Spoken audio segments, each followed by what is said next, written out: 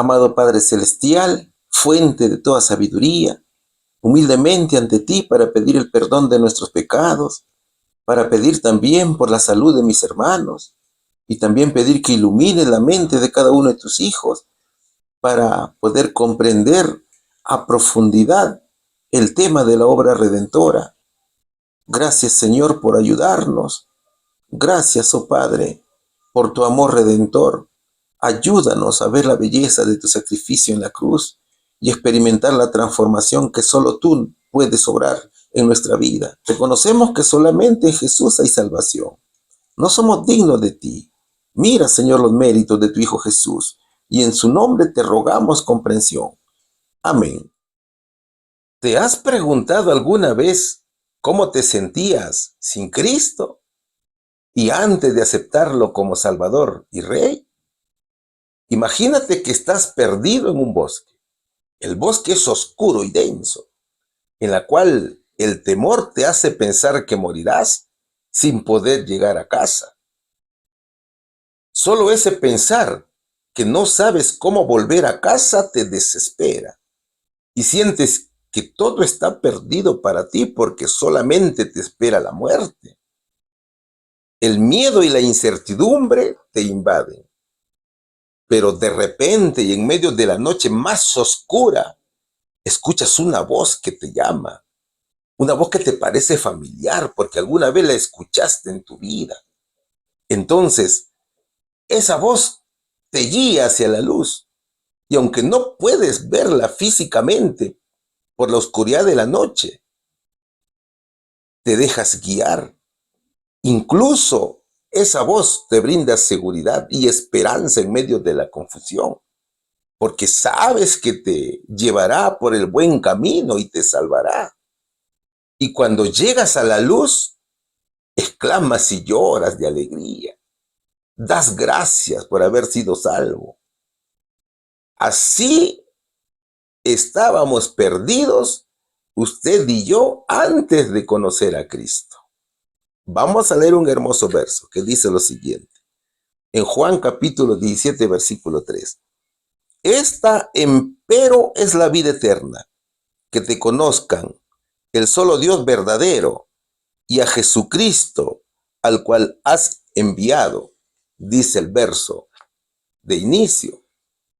Juan destaca que la obra de la redención no se limita solamente a la salvación del pecado, sino que se centra en desarrollar una relación íntima y personal con Dios y también con su Hijo. Esto implica conocer a Dios de una manera profunda. Significa entender su carácter y experimentar su amor, lo cual transforma nuestra vida y nos da propósito. El tema que vamos a desarrollar se titula La obra de la redención u obra de redención. Mis hermanos, grato placer es compartir la lección de la semana. Bienvenidos sean todos al estudio de la lección número 24. Te recuerdo que en la parte de la descripción del video se encuentran los links de descarga de la lección en formato PDF y también del audio para que tú la puedas compartir con tus amigos. Quien te habla es vuestro hermano José Rentería. Reciban un cordial saludo de los hermanos de Oasis y también de la iglesia de Chachapoyas. Sean todos bienvenidos, mis hermanos, al estudio de la Biblia. Vamos a comenzar con esta lección. La pregunta número 1 dice lo siguiente. ¿En qué estado de ignorancia se encuentra el ser humano natural? ¿Qué es lo que vamos a estudiar aquí? Vamos a estudiar Proverbios capítulo 30, versículo 3, que dice lo siguiente. Yo ni aprendí sabiduría, ni conozco la ciencia del santo. A ver, partamos de lo inicial. ¿Qué significa el plan de redención? Nosotros comenzamos siempre con el título, ¿no es cierto? Y el título dice, obras de redención. Pero quizás te estés preguntando, hermano, ¿y por qué el título no fue el plan de salvación? ¿Acaso no es lo mismo plan de salvación y obras de redención? La respuesta es no. Claro que no son exactamente lo mismo, pero sí están relacionados. Plan de salvación es la estrategia divina elaborada por Dios desde la eternidad para salvar a la humanidad del pecado, en la cual se revela la promesa de un Salvador y las etapas de la salvación. El plan de salvación, mi amigo, es un conjunto de acciones y decisiones divinas que conducen a la salvación del pecador, que comprende desde la creación, la caída, la promesa del Mesías, hasta la redención final. Es decir, que no solamente contiene la obra de redención, sino que también es el proceso completo para el pecador salvado. Fe, perdón, la restauración de la relación con Dios, o sea, la justificación, la santificación y la glorificación. Su propósito es la restauración de la imagen de Dios en el alma humana, como lo fue en el comienzo de Adán y Eva, por medio del poder de Dios. ¿Cómo era la comunión con Dios en el Edén? Era muy cercana. Adán caminaba con Dios, lo veía y era feliz hasta que el hombre cayó en pecado. Entonces Dios prometió al hombre restaurarlo y volverlo nuevamente a su estado original. Por eso que Apocalipsis capítulo 22, versículo 4 dice, y verán su rostro, y su nombre estará en sus frentes. Eso dice Apocalipsis. Qué bonito, ¿verdad, hermanos? Cuando venga Jesús, los redimidos volverán a su estado tal cual lo fueron Adán y Eva antes del pecado, tal cual lo fueron en el principio. Y eso es lo que dice la hermana Elena G. de White. Ella dice lo siguiente: el tema central de la Biblia, el tema alrededor del cual se agrupan todos los demás, es el plan de la redención, la restauración de la imagen de Dios en el alma humana, desde la primera insinuación de esperanza que se hizo en la sentencia pronunciada en el Edén, hasta la gloriosa promesa del Apocalipsis. Así lo escribió ella. ¿Y qué será la obra de la redención? La obra de la redención es un componente del plan de salvación que se refiere a la realización concreta del plan en específico. Es la ejecución del plan de salvación. ¿Ves, mi hermano? Es decir, son los eventos que conducen a la salvación, como la vida, la muerte y la resurrección de Jesús. La Real Academia Española dice que redimir significa rescatar o sacar de esclavitud al cautivo mediante precio. Entonces, redención es la liberación del señorío del pecado, de los principados y potestades de la ley y de la muerte, siendo justificado gratuitamente por su gracia mediante la redención que es en Cristo Jesús, dice Romanos capítulo 3, versículo 24. La redención tiene que ver con restaurar la relación rota entre Dios y la humanidad a causa del pecado. Entonces, mira, mediante Jesús podemos reconciliarnos con Dios y experimentar su amor y perdón. ¿Cuánto amor tuvo el Señor por la raza caída? Mira, por lo menos encontramos tres grandes problemas del ser humano. Y la obra de redención de Jesús en la cruz fue extraordinaria. Primero, Jesús fue nuestra propiciación. Claro, respecto a la salvación en cuanto a Dios, el hombre tenía allí un problema. ¿Cuál era ese problema? El hombre pecó y ofendió a Dios. Y así lo dice Juan capítulo 2, versículo 2 en su primera carta. Y era la propiciación por nuestros pecados. Segundo, encontramos la obra de la redención del Señor. Es la salvación en cuanto al pecado. ¿Cuál era el problema? El problema es que el hombre nace esclavo del pecado. ¿Cómo lo sabemos? Porque Romanos capítulo 6, versículos 17 y 18 así lo dice. Pero gracias a Dios que aunque erais esclavos del pecado, habéis obedecido de corazón a aquella forma de doctrina a la cual fuisteis entregados y libertados del pecado, vinisteis a ser siervos de la justicia. Y tercero, Jesús reconcilia al hombre. Es decir, es la salvación en cuanto al ser humano. ¿Cuál era el problema? El problema es que el hombre es pecador y enemigo de Dios. Porque si siendo enemigo de Dios fuimos reconciliados con Dios por la muerte de su Hijo, mucho más estando reconciliados seremos salvos por su vida. Eso lo dice Pablo en Romanos capítulo 5, versículo 10. Qué hermosa es la obra de nuestro Señor Jesucristo, ¿no es cierto? ¿Y cuáles son algunos de los elementos de la obra redentora de Jesús? Primero, la muerte en la cruz. Jesús fue nuestro sustituto y fue el sacrificio perfecto por nuestros pecados. Él cargó con el castigo que merecíamos y nos reconcilió con Dios. Segundo, la resurrección. La resurrección de Jesús es la victoria sobre el pecado y también la victoria sobre la muerte. Y nos da la esperanza de la vida eterna. Por tanto, con Jesús podemos vencer el pecado en nuestras propias vidas. Tercero, encontramos el derramamiento del Espíritu Santo. Después de la resurrección de Jesús, el Espíritu Santo fue enviado para vivir en los corazones de los creyentes.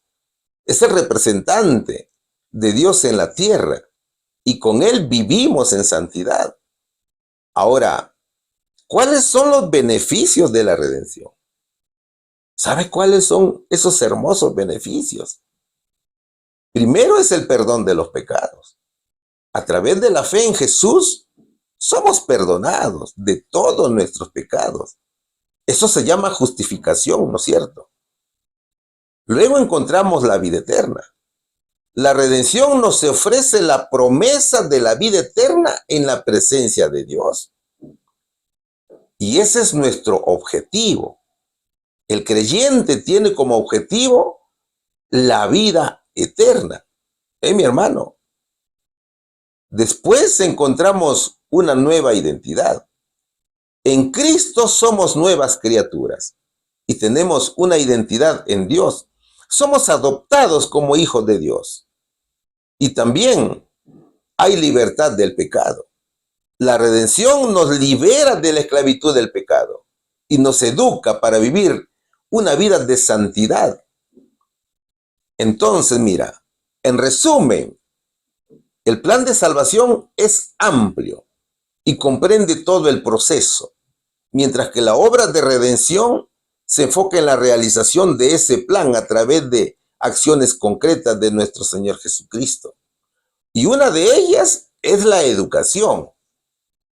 Nuestra hermana Elena G. de White dice que en el sentido más elevado, la obra de la educación y la de la redención son una, pues tanto en la educación como en la redención, nadie puede poner otro fundamento que el que está puesto, el cual es Jesucristo.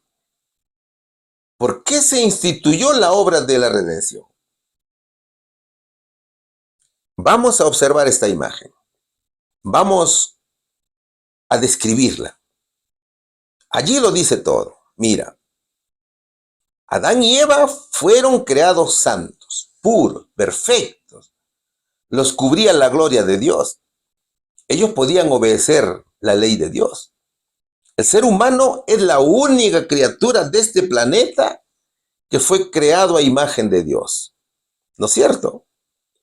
Ellos debían transmitir la imagen de Dios a sus hijos. Debían vivir en obediencia. No obstante, a causa del pecado, ellos engendraron a sus hijos a su propia semejanza y no a la semejanza de Dios. ¿Cómo lo sabemos? Porque así lo dice Génesis capítulo 5, versículo 3. ¿Por qué no fue a la imagen de Dios? Porque Adán y Eva desobedecieron al Señor y se convirtieron en pecadores. Es decir, pasaron de ser inmortales a mortales, ¿no es cierto? Es por eso que nacemos pecadores.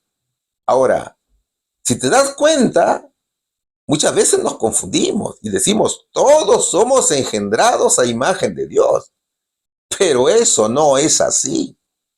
Después del pecado, todos somos engendrados a imagen de Adán. Es decir, somos engendrados pecadores.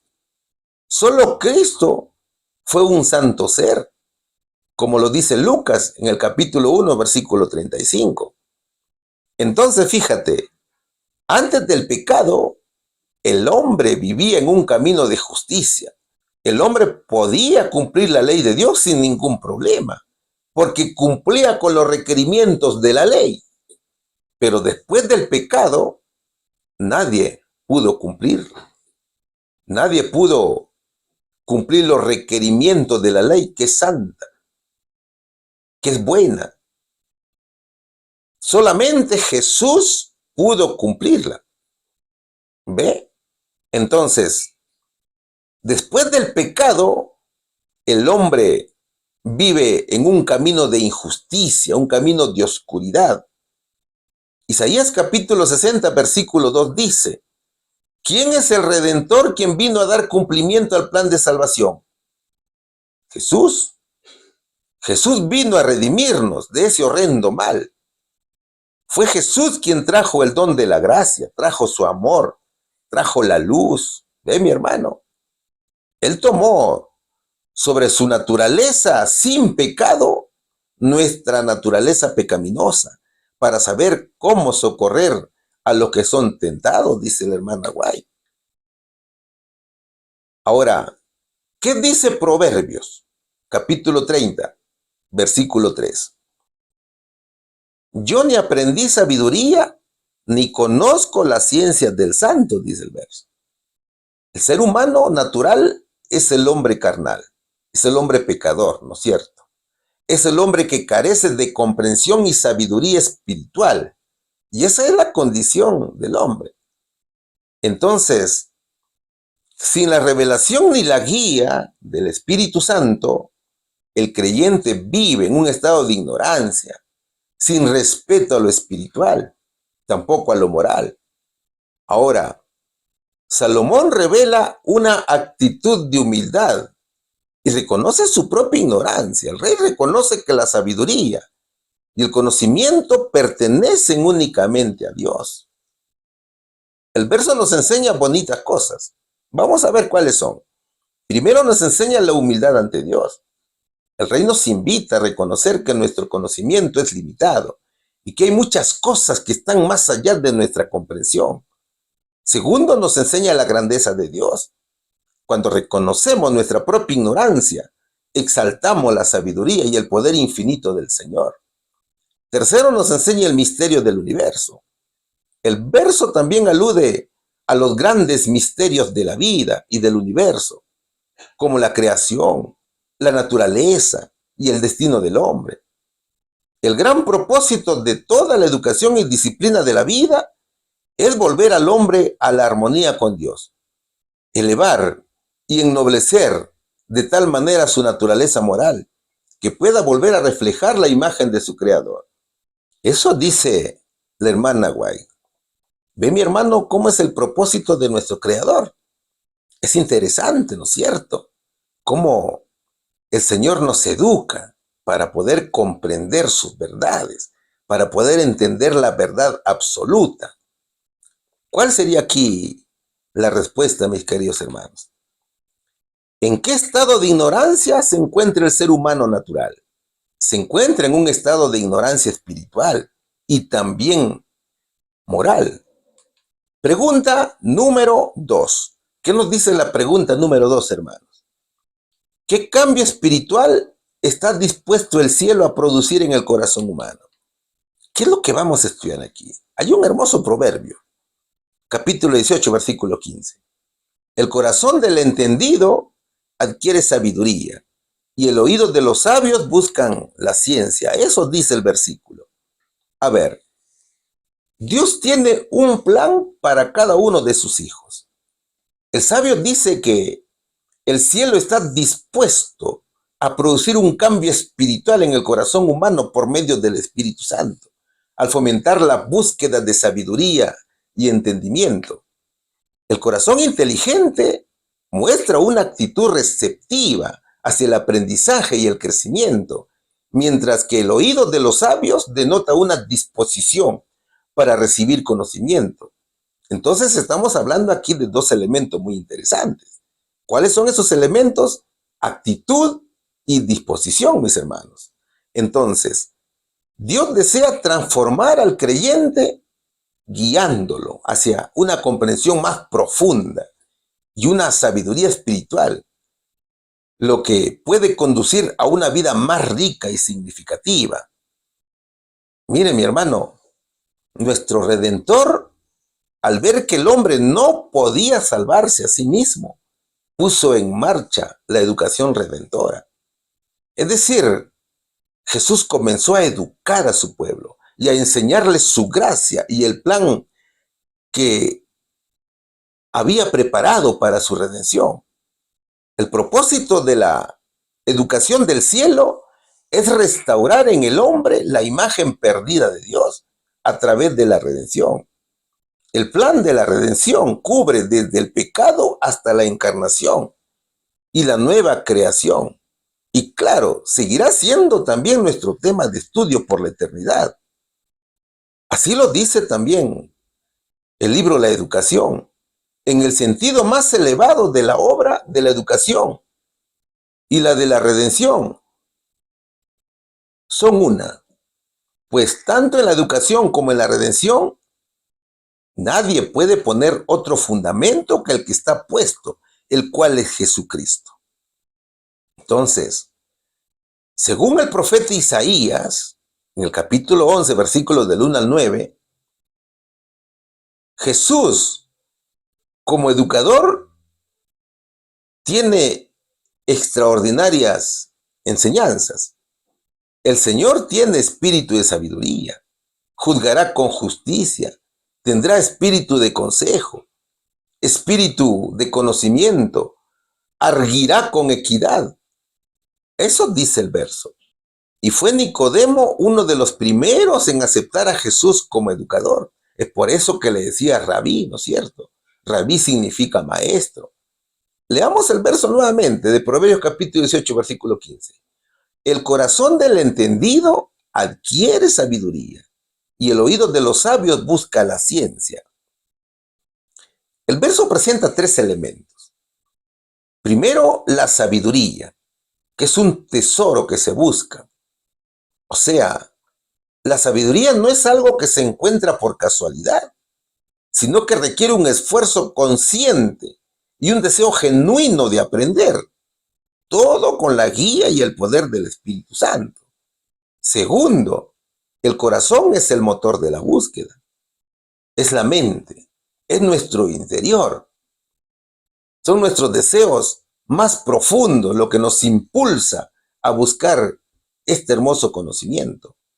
Tercero, los oídos son las herramientas.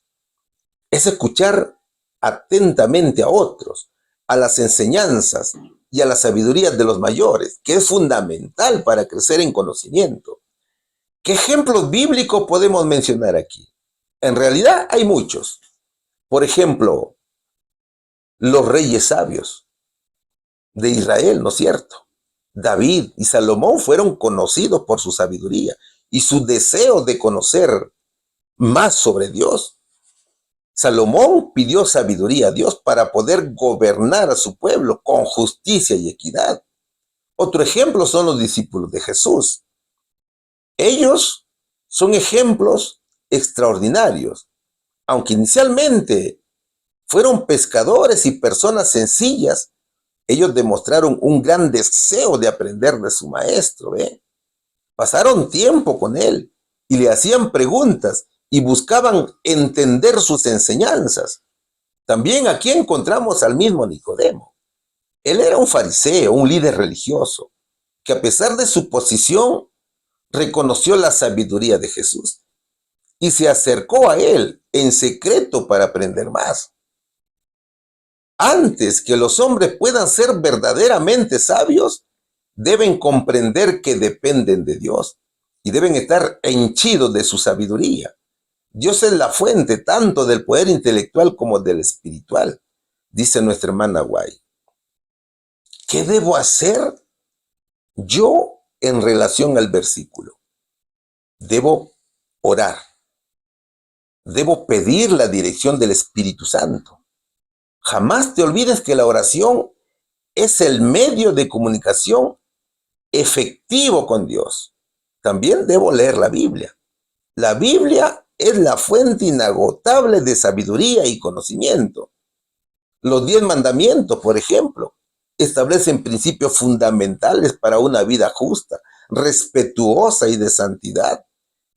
Hay historias como la de David y Betsabé, que enseñan sobre las consecuencias del pecado y la importancia de la fidelidad. Tengo que escuchar a los demás, los hermanos de experiencia. Ellos me pueden enseñar mucho. Debo buscar sabiduría de la experiencia, es decir, las pruebas, las tentaciones.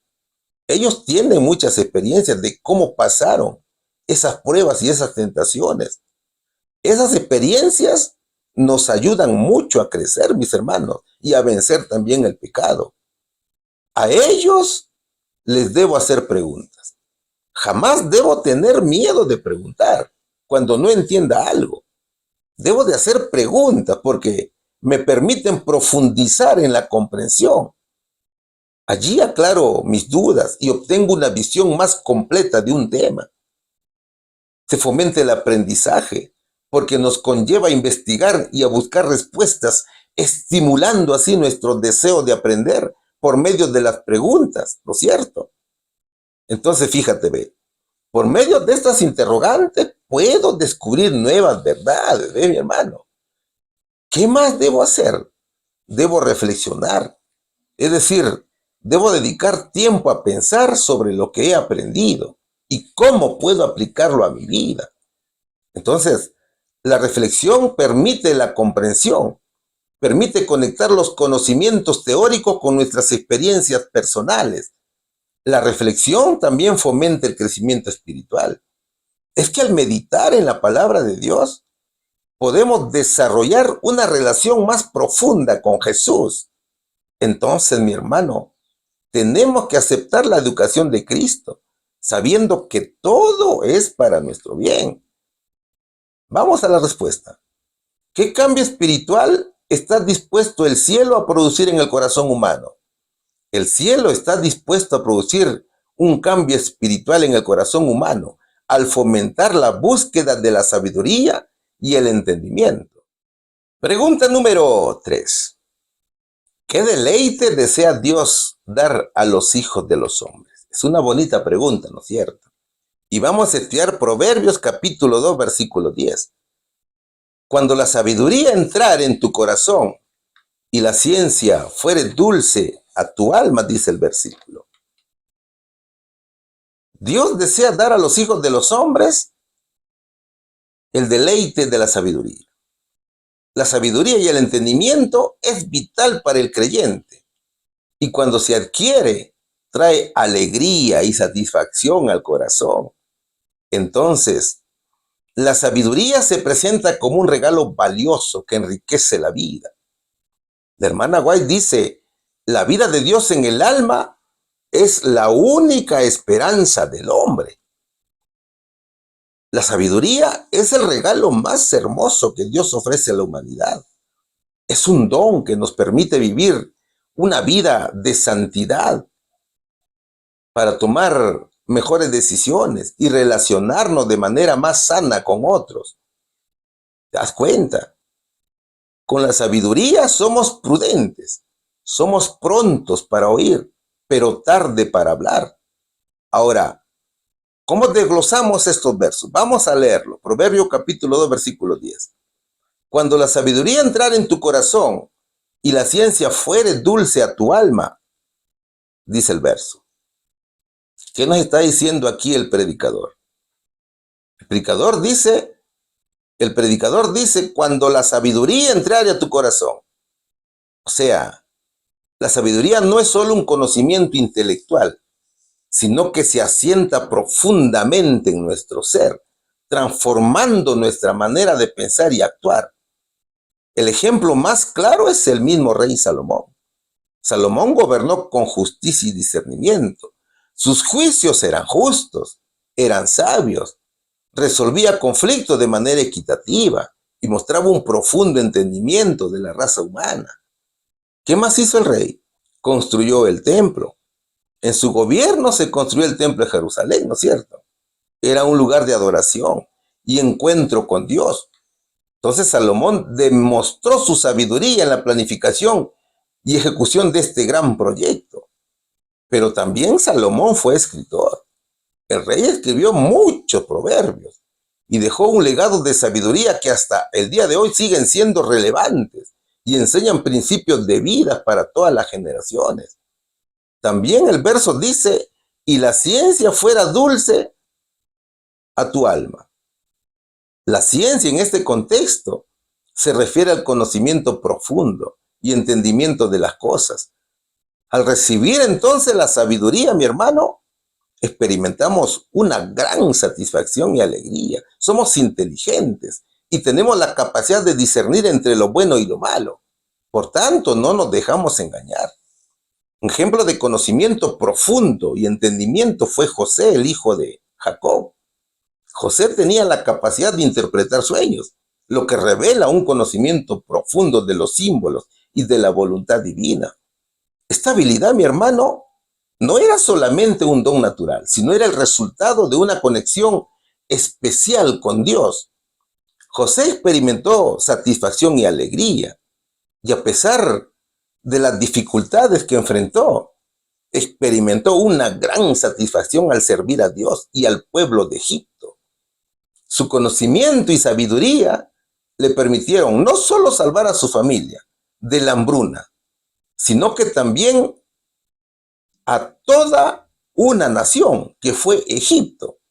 ¿Y qué nos enseña el verso? El verso nos enseña hermosas cosas. El verso enseña que la sabiduría no es solo conocimiento, sino aplicación. Y en eso debemos mentalizarnos. Salomón no solamente poseía conocimiento, sino que ese conocimiento lo llevó a la práctica y la puso al servicio de su vida diaria, transformando su reino y dejando un legado duradero. ¿Ve, mi hermano? Segundo, aprendemos que la sabiduría nos guía en la toma de decisiones. En cada situación, el rey buscaba la sabiduría de Dios para tomar las mejores decisiones. El rey, durante su mejor periodo de gobierno, no hacía nada sin que antes le consultara a Jesús, demostrando que la sabiduría es una guía invaluable en la vida. Tercero, nos enseña que la sabiduría nos acerca a Dios. Salomón entendió y reconoció que toda sabiduría proviene de Dios. Y si la buscamos, nos acerca al Señor. Entonces, mientras Salomón nos enseña sobre la sabiduría, José, el hijo de Jacob, nos enseña sobre la ciencia como un regalo de Dios. Esa capacidad que tenía José para interpretar sueños era un regalo de Dios. Es que la verdadera ciencia es un don divino que nos permite comprender el mundo y nuestro alrededor y también nuestro lugar en él. Todo es obra del Espíritu Santo. José también enseña que la sabiduría trae satisfacción. La sabiduría de José le trajo una gran satisfacción y alegría. A pesar de las adversidades que enfrentó, Acuérdate, mi hermano, cuando la mujer de Potifar lo denunció injustamente, al punto de meterlo preso. Entonces, mira, la búsqueda de la sabiduría es una búsqueda de la felicidad duradera. También José nos enseña que la ciencia hay que ponerla al servicio de los demás. José no se quedó con el conocimiento, sino que lo utilizó para ayudar a los demás, especialmente a su familia. Entonces, mi hermano, la verdadera ciencia no se limita al conocimiento teórico, sino que se pone al servicio de los demás. Hay que ponerlo en práctica. Es llevar la teoría a la práctica. Y eso era lo que decía Pablo en 1 Corintios capítulo 13, versículo 2 de la Biblia. Dios habla hoy. Y si tengo el don de profecía y entiendo todos los designios secretos de Dios y sé todas las cosas, y si tengo la fe necesaria para mover montañas, pero no tengo amor, no soy nada. Eso era lo que decía el apóstol. Entonces, mi hermano, Dios quiere que disfrutemos de la sabiduría y la practiquemos poniéndola al servicio de nuestro prójimo, ayudándolos, animándolos, enseñando la palabra de Dios y compartiendo con ellos nuestros conocimientos. Vamos a la respuesta, mis hermanos. ¿Qué deleite desea Dios dar a los hijos de los hombres? Es el deleite de la sabiduría. Pregunta número 4. Estamos estudiando la lección número 24 que dice obras de redención. ¿Entre qué dos árboles representativos existe cada persona? ¿Qué es lo que vamos a estudiar aquí? Vamos a estudiar Génesis capítulo 2, versículo 9. Y había Jehová Dios hecho nacer de la tierra todo árbol delicioso a la vista y bueno para comer. También el árbol de vida en medio del huerto y el árbol de ciencia del bien y del mal. Eso dice la palabra de Dios. A ver, todo lo que Dios creó era perfecto, era hermoso, ¿cierto? No faltaba nada para la felicidad de los esposos Adán y Eva. Sin embargo, como una muestra más de su amor, les preparó un huerto especial para que vivieran. Este huerto estaba lleno de árboles de diferentes tipos, muchos de los cuales tenían frutos deliciosos, frutos fragantes, ricos frutos. También había plantas trepadoras, como las vides, que ofrecían una apariencia hermosa con las ramas cargadas de frutas atractivas. Adán y Eva debían usar las ramas de las vides para construir refugios y hacer de su hogar un lugar rodeado de árboles vivos. Había muchas flores fragantes de diversos colores. Era un jardín abundante. Dios creó un entorno perfecto para Adán y también para su esposa, llena de belleza y de provisiones. Todos los árboles eran agradables a la vista y ofrecían alimento. En el centro del huerto se encontraba el árbol de la vida, que era más glorioso y espléndido que los demás. Sus frutos brillaban como manzanas de oro y plata y tenían el poder de dar vida eterna. Adán y Eva tenían libre acceso al árbol de la vida.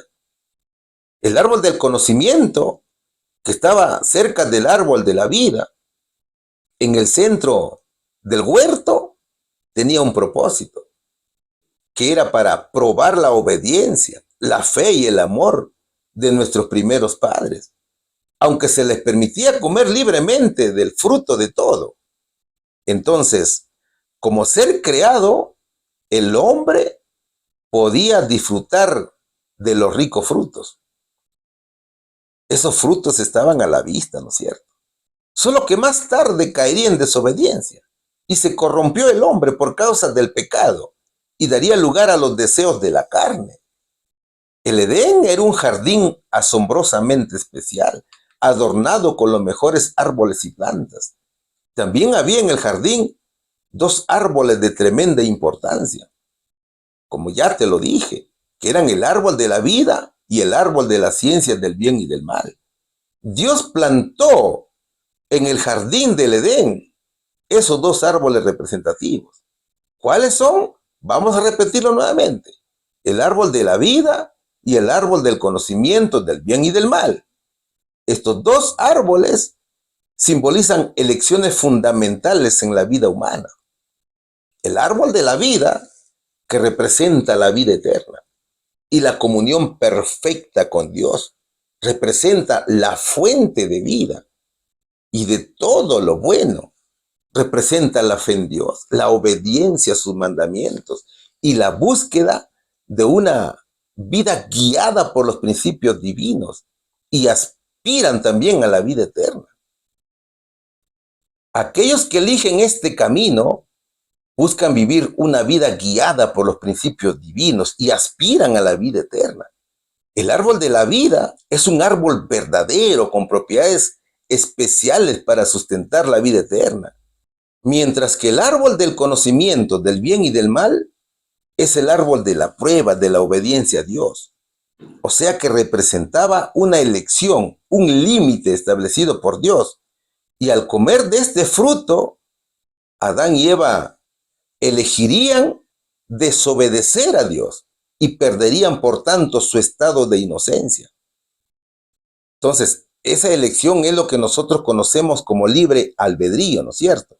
Que representa la capacidad de discernir y la tentación a desobedecer a Dios.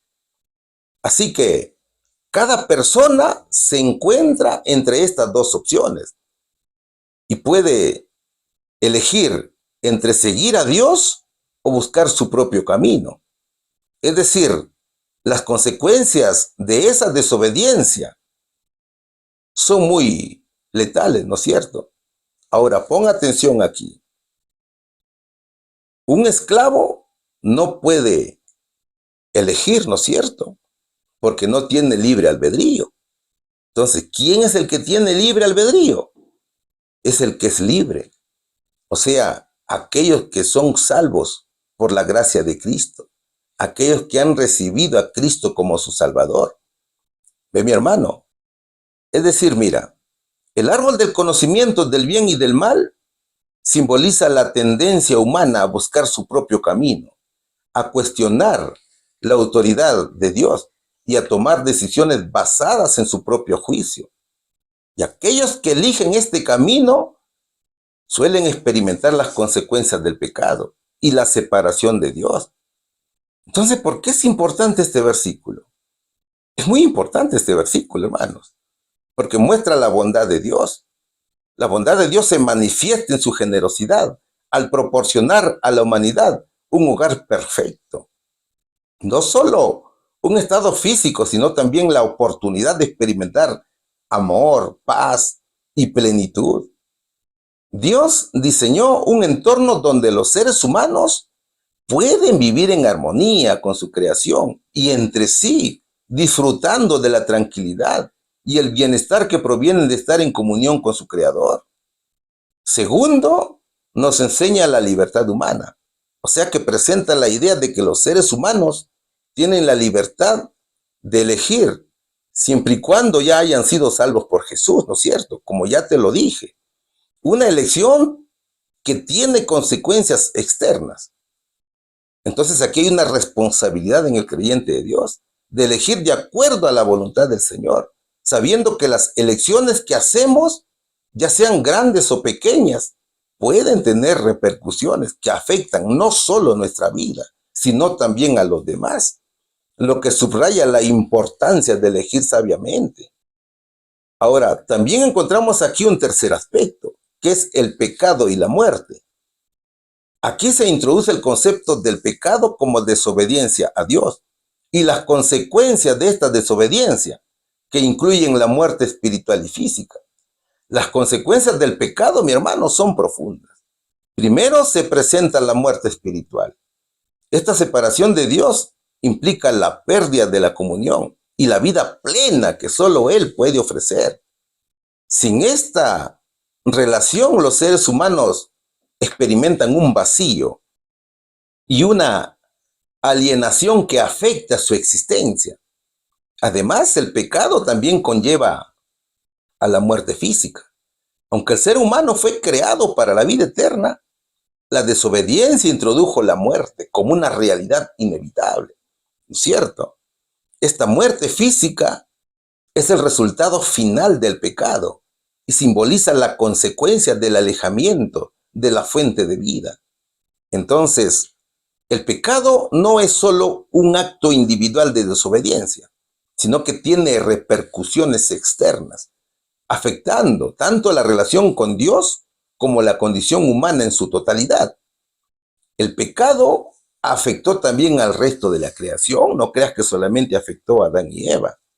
Entonces, mi hermano, cada persona que ha sido rescatada por Cristo tiene la libertad aún de serle fiel a Jesús o no, tal cual lo tuvieron Adán y Eva antes del pecado.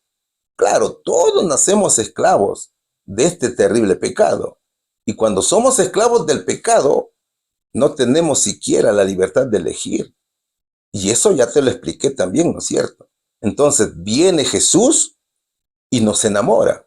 Y es allí que nos convence que somos esclavos y nos redime para ser libres y para poder vivir con Él. Vamos a la respuesta, mis hermanos. ¿Entre qué dos árboles representativos existe cada persona? Entre el árbol de la vida y el árbol del conocimiento del bien y del mal. Pregunta número 5.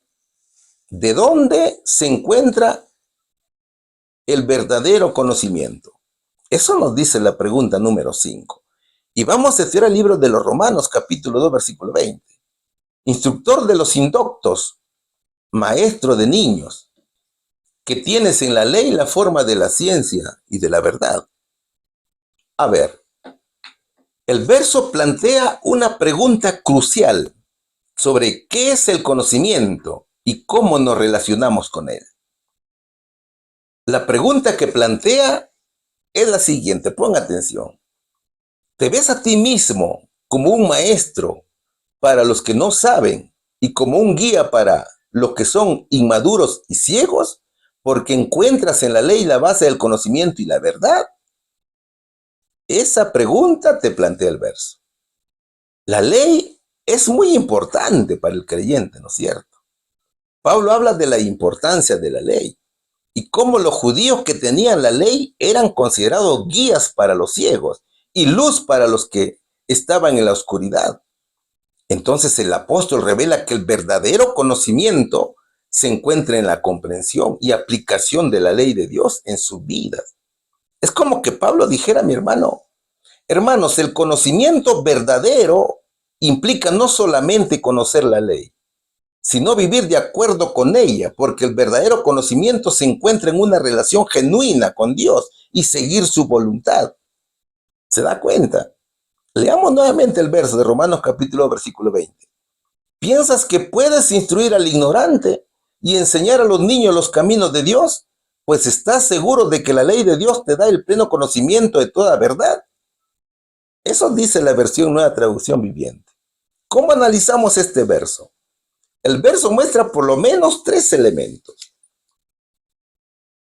Ley como maestro, hipocresía y la gracia de Dios. El primer elemento es la ley como maestro, ¿no es cierto? O la ley como guía. Pablo describe a la persona que se ve a sí misma como sabia, como aquella que tiene la ley como su guía. Es decir, significa que la ley no es el objetivo final del conocimiento, sino un recurso que nos ayuda a alcanzarlo. Por ejemplo, así como un mapa nos orienta hacia nuestro destino, sin ser el destino en sí, la ley nos muestra el camino hacia una comprensión más profunda de la verdad de Dios. Romanos capítulo 2, versículos 18 y 19 dice, tú sabes lo que a Él le agrada. Sabes bien que es lo correcto porque se te ha enseñado su ley. Estás convencido de que eres guía para los ciegos y luz para los que andan perdidos en la oscuridad. ¿Cuál es el segundo elemento que presenta el verso? El segundo elemento es la hipocresía. Pablo pone en contraste la apariencia de sabiduría con la realidad del comportamiento de una persona. Es decir, habla de alguien que conoce la ley y se dedica a enseñarla, pero no la vive. O sea que su vida es un desastre. Su conocimiento carece de valor, por tanto se vuelve hipócrita. Por ejemplo, es como un médico nutricionista que recomienda una dieta saludable a sus pacientes porque los observa que están obesos, pero él mismo no sigue las pautas y vive también obeso, ¿no es cierto? Entonces, su autoridad se ve apañada porque no es coherente entre lo que dice con lo que hace. Por eso que Romanos capítulo 2, versículo 21 dice, ahora bien, si tú enseñas a otro, ¿por qué no te enseñas a ti mismo? Predicas a otros que no se debe robar, pero robas. Y hay un tercer elemento más, que es la gracia de Dios. El mensaje de Pablo en Romanos resalta que la salvación se obtiene por gracia mediante la fe en Cristo y no a través de nuestras propias obras de la ley. La ley actúa como un espejo que nos muestra nuestras imperfecciones y nuestra necesidad de un Salvador. Por ejemplo, si miramos en un espejo y vemos manchas en nuestra ropa, el espejo no puede limpiarla, ¿no es cierto? Pero nos indica que necesitamos ayuda para estar presentables. De manera similar, la ley nos revela nuestras faltas, señalándonos que necesitamos la gracia y la redención que solo Cristo puede ofrecer. Efesios capítulo 2, versículos 8 y 9 dice, Dios los salvó por su gracia cuando creyeron. Ustedes no tienen ningún mérito en eso. Es un regalo de Dios. La salvación no es un premio por las cosas buenas que hayamos hecho. Así que ninguno de nosotros puede jactarse de ser salvo. Eso es lo que dice Pablo a nuestros hermanos de Éfeso. Entonces, ¿dónde se encuentra el verdadero conocimiento? Querido hermano, si bien la ley es un medio para adquirir conocimiento, ese conocimiento que es verdadero va más allá de la comprensión de la ley. Ese conocimiento se profundiza en una relación personal con Dios a través de Cristo. Es decir, el verdadero conocimiento es Jesús. Y Jesús transforma, ¿no es cierto? Entonces, este conocimiento es transformador, porque trasciende el simple conocimiento intelectual y transforma nuestra manera de vivir. Por ejemplo, conocer acerca de la verdad es una cosa, pero vivir esa bondad en nuestras acciones diarias es lo que realmente impacta y enriquece nuestra vida y la de quienes nos rodean. Es una experiencia también, porque se desarrolla a través de una relación personal con Dios y no solamente mediante el estudio académico. Por ejemplo, una persona puede leer sobre el amor, pero es en la práctica de ese amor, en su vida diaria, donde realmente experimenta y comprende su profundidad. Es decir, en cómo ayudar a los demás o mostrar compasión. ¿Qué más nos muestra aquí esta hermosa enseñanza? Nos dice que el conocimiento es completo, es decir, abarca el conocimiento de Dios, de nosotros mismos y de nuestro propósito en la vida. Por ejemplo, al comprender quién es Dios y cómo nos relacionamos con Él, comenzamos a entender nuestra fortaleza, nuestras debilidades y la misión única que tenemos en este mundo. Entonces, esta comprensión nos permite vivir de una manera más plena y acorde con nuestros valores y objetivos. Entonces, mis hermanos, qué extraordinaria es la ley de Dios en sus tres aspectos, en su simplicidad, en su profundidad y en su perfección. Señor Jesús, en cada propósito tiene secretos que nuestra diminuta y limitadamente no puede abarcar, porque no podemos comprender los secretos de su infinita sabiduría y también de su poder. Por tanto, nos sentimos llenos de reverencia ante el Altísimo.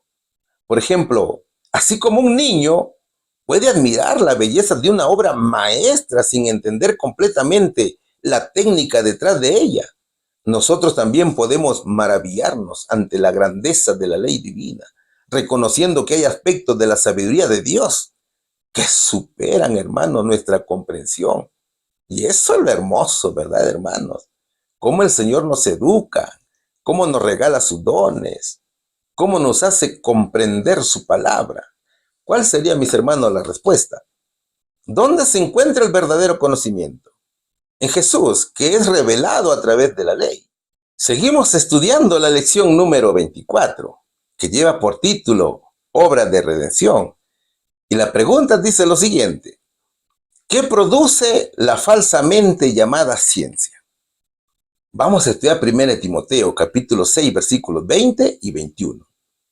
Oh Timoteo, guarda lo que se te ha encomendado, evitando las profanas pláticas de vanas cosas y los argumentos de la falsamente llamada ciencia, lo cual profesando algunos fueron descaminados acerca de la fe. La gracia sea contigo. ¿Qué advierte Pablo a la iglesia, mi hermano?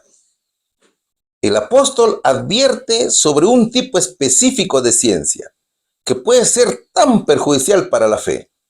Es la ciencia falsa, que produce dos efectos negativos en el creyente. La primera es la desviación de la fe. ¿Sabes cómo afecta negativamente la ciencia falsa? Esta pseudociencia produce el alejamiento del creyente de su fe en Jesús. Lo que pasa es que la falsa ciencia propone conceptos y teorías que desafían o pasan por alto las enseñanzas bíblicas. La falsa ciencia provoca incertidumbre y en algunos casos la pérdida de la creencia. Por ejemplo, algunas teorías teológicas que se denominan de la última generación se mezclan con las teorías científicas sobre la encarnación de Jesús. Y esta ciencia falsa conlleva a muchos creyentes a cuestionar la Biblia, como el relato de que Jesús nació contaminado con el pecado. Y esta clase de ciencia genera dudas que pueden causar el alejamiento de la creencia, que la salvación es por obras, no por la gracia de Dios. Algunos creyentes pueden perder de vista la gracia y también el amor de Jesús. Es que están en duda, ¿no es cierto? Muchos pueden creer que su salvación depende más de su comportamiento que de su fe en el Señor Jesucristo. Entonces, comienzan a dudar de la gracia de Dios. Segundo, el otro efecto negativo es que se profanan pláticas sobre cosas vanas. La pseudociencia o ciencia falsa promueve diálogos superficiales que carecen de valor, sin sentido y no contribuyen al crecimiento espiritual. Entonces, mira, en lugar de buscar la verdad y la sabiduría, se centra en temas insignificantes y sin relevancia. Por ejemplo, en lugar de discutir sobre el significado profundo de la fe o la aplicación de principios bíblicos en la vida diaria, o de hacer la obra misionera inclusive, algunos creyentes pueden perder tiempo debatiendo teorías infundadas o chismes que no tienen nada de sentido y no aportan nada a su relación con Dios, ¿ve, mi hermano? Entonces, estas pláticas no ayudan en nada a nuestro crecimiento espiritual. Veamos los versos de 1 Timoteo capítulo 6, versículos 20 y 21, pero en la nueva traducción viviente de la Biblia. Timoteo, cuida bien lo que Dios te ha confiado. Evita las discusiones mundanas y necias con los que se oponen a ti, con su así llamado conocimiento. Algunos se han desviado de la fe por seguir semejantes tonterías. Que la gracia de Dios sea con todos ustedes. Eso dice el versículo en esta versión. ¿Qué es la falsamente llamada ciencia? La ciencia falsa no se refiere a la ciencia en general, sino a una ciencia que es una interpretación errónea o malintencionada de la ciencia verdadera o de la verdad absoluta de Cristo. Es decir, se refiere a tres elementos. Primero, a las filosofías humanas, que es un sistema de pensamiento que se opone a la revelación divina y busca explicar el mundo sin necesidad de Dios. Entonces, mira, estas filosofías desvían a las personas de la verdad espiritual, proponiendo respuestas que ignoran la sabiduría de las Escrituras. Y claro que todo es obra de Satanás, ¿no es cierto?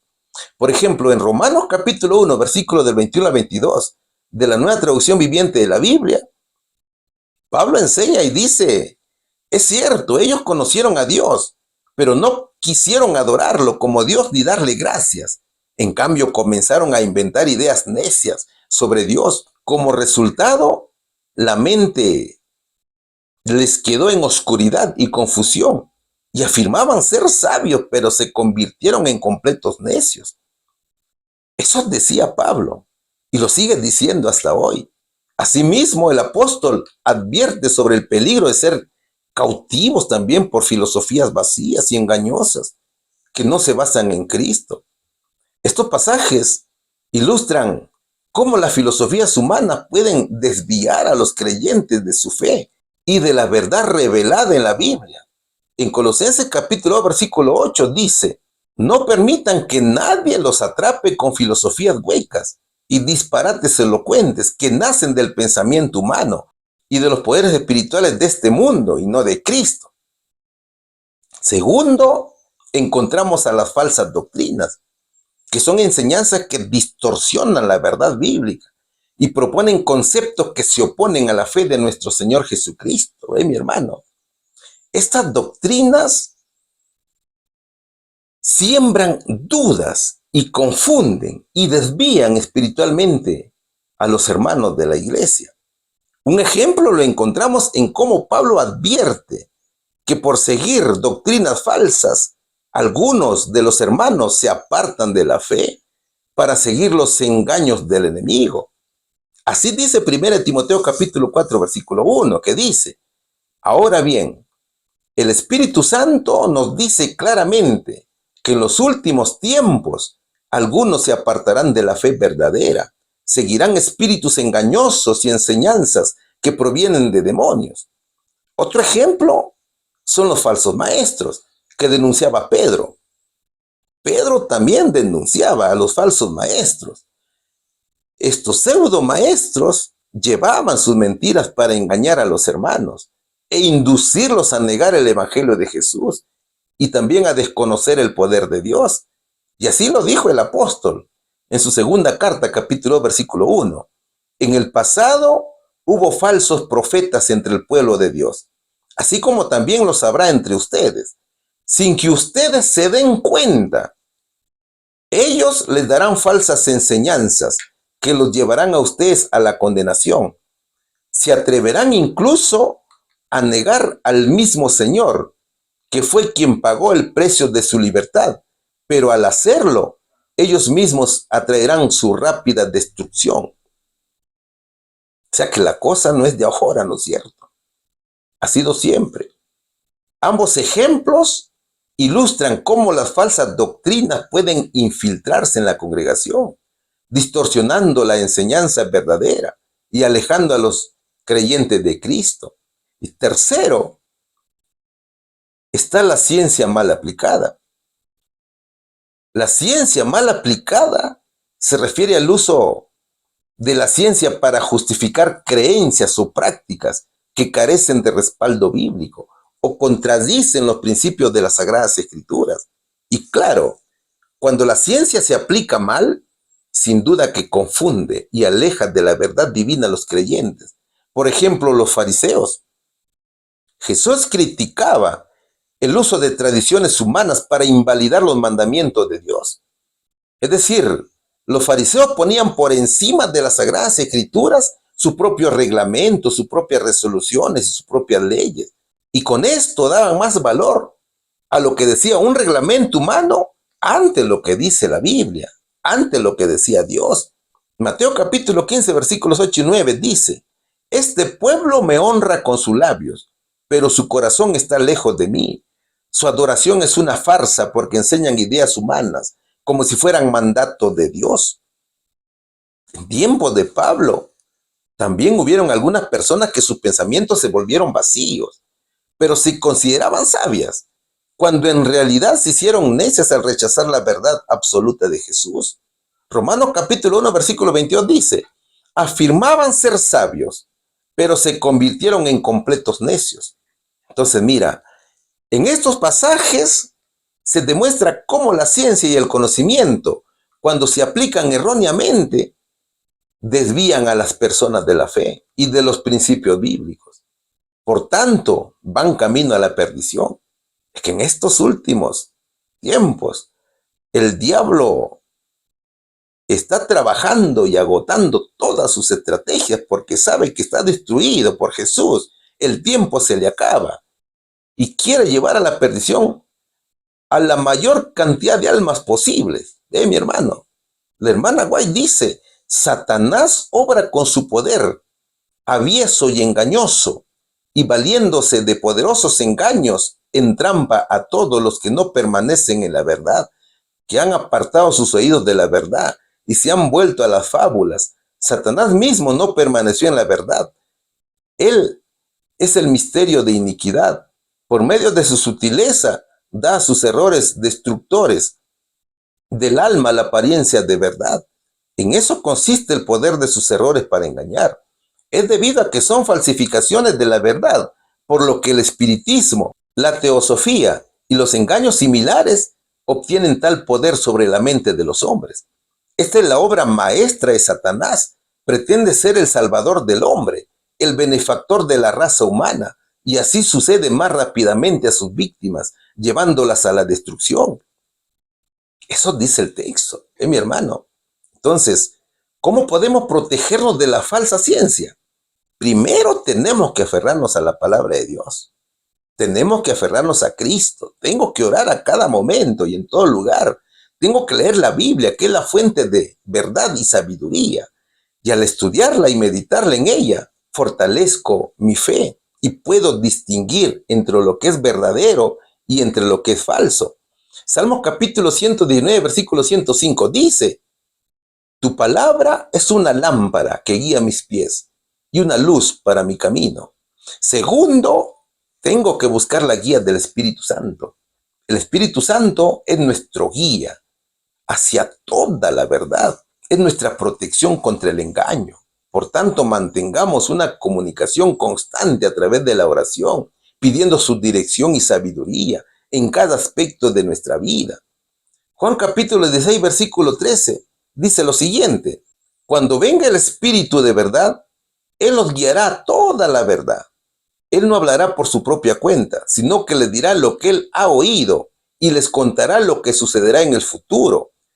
Eso dice Juan, capítulo 16, versículo 13.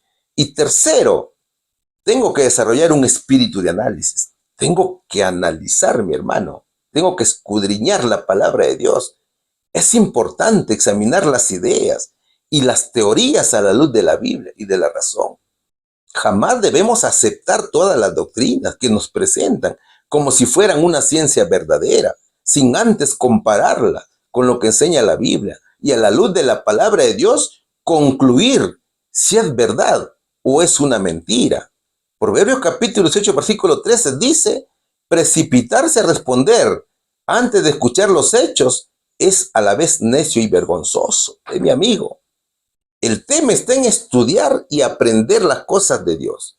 Tenemos que reflexionar, tenemos que denunciar las falsas doctrinas a la luz de la Biblia, sin temor a las críticas, mis hermanos, sabiendo que la lucha no es contra personas, sino con los demonios y el mismo Satanás.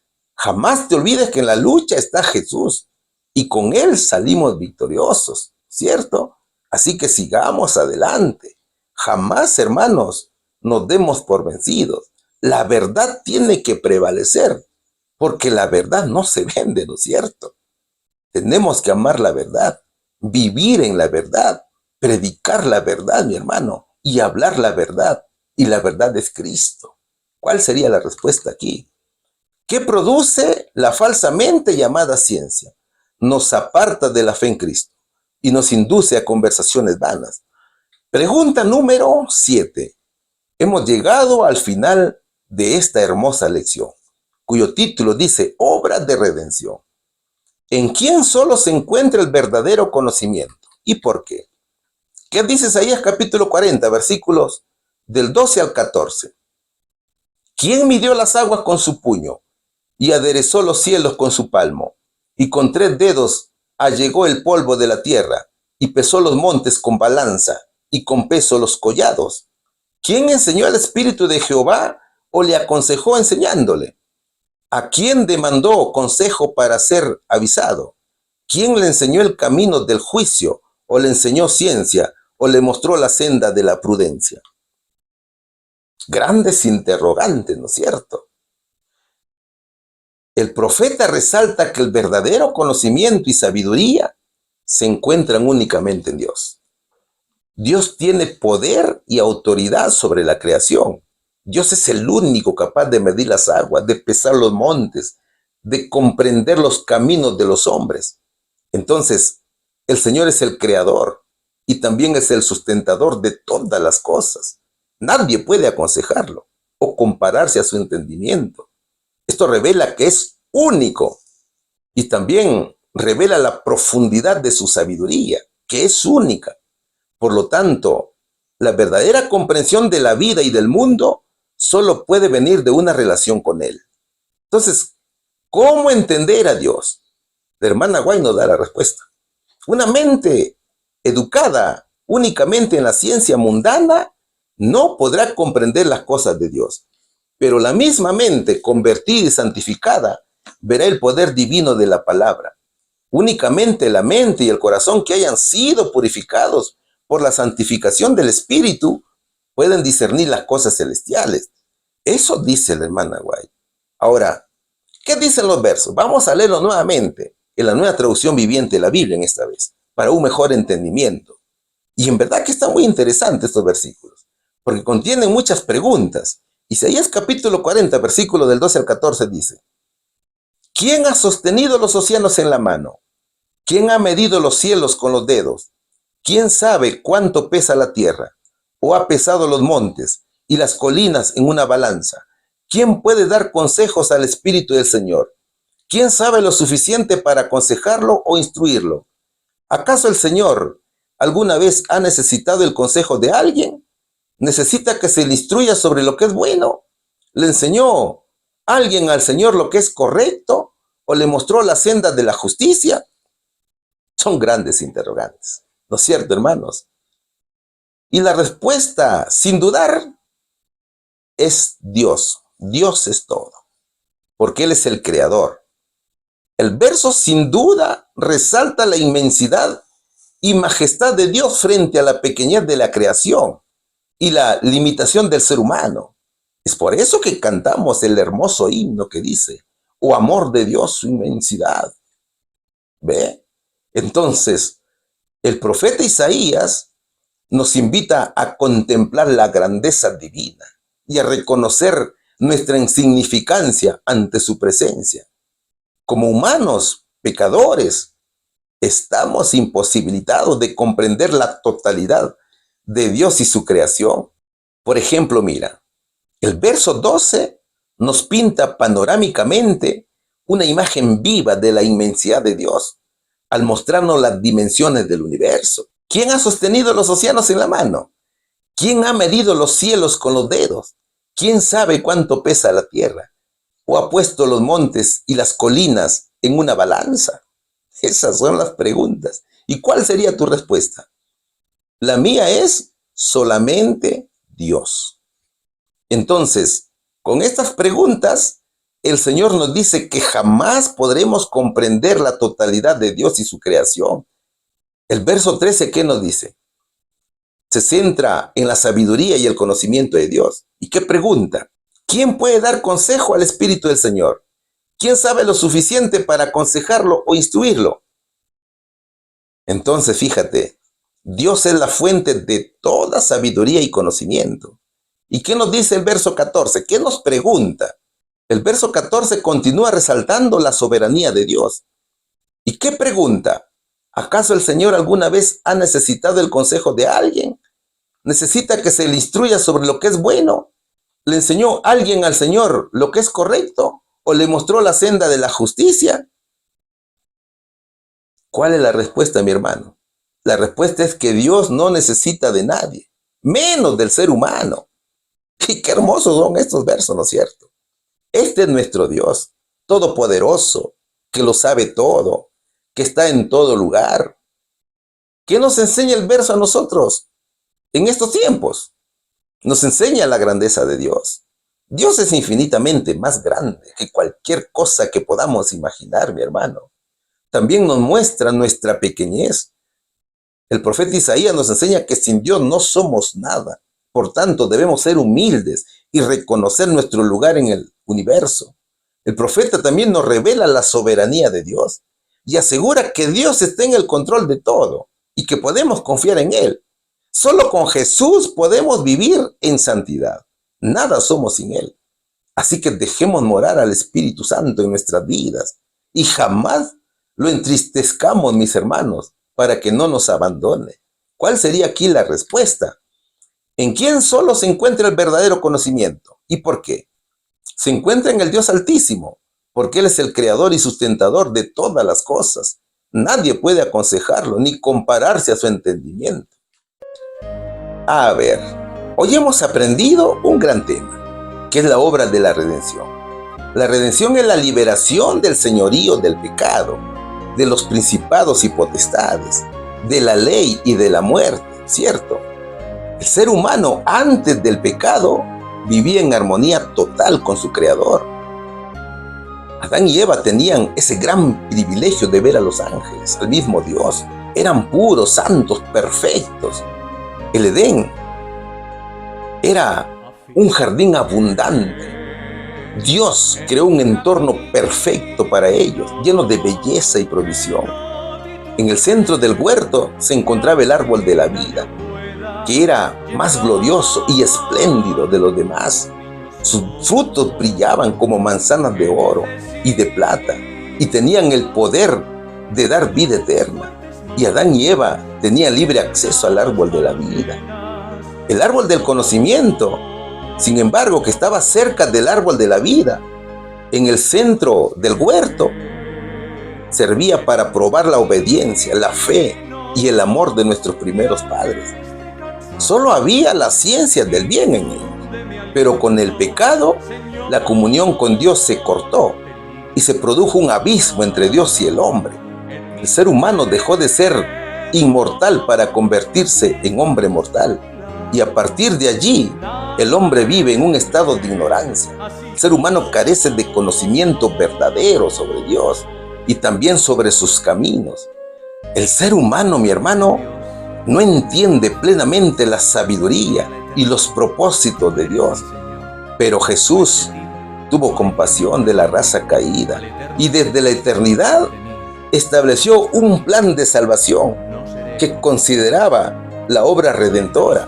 Jesús vino a salvarnos y trajo su gracia para todo aquel que en Él crea, no se pierda, ¿no es cierto?, sino que tenga vida eterna. Querido amigo, el tema de la redención es algo que los ángeles anhelan estudiar y entender, y será el centro de estudio y alabanza para los redimidos a lo largo de la eternidad. Por lo tanto, a este tema debemos poner toda nuestra atención, a la obra que hizo Cristo, a su vida, a sus sufrimientos, a su pasión, a su crucifixión, a su muerte, a su resurrección, a su ascensión.